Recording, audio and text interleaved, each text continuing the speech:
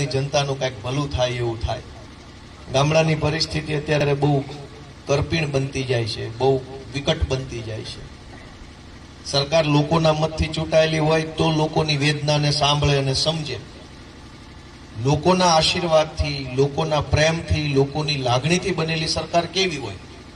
પંજાબમાં અને દિલ્હીમાં જ્યારે અમારી આમ આદમી પાર્ટીની સરકાર હતી અને અત્યારે પંજાબમાં આમ આદમી પાર્ટીની સરકાર છે, એ આમ જનતાના આશીર્વાદથી બનેલી સરકાર છે।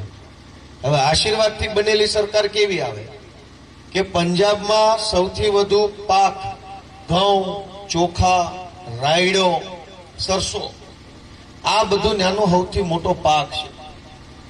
ત્યાંની સરકાર 100% ટેકાના ભાવે ખરીદી કરે છે। તમારા ખેતરમાં જેટલું માલ પાક્યો, જેટલી જણસ પાકી, 100% વસ્તુ સરકાર લઈ લે છે। ક્યાંય એક દાણોય બહાર વેચવા જવું પડે નહીં।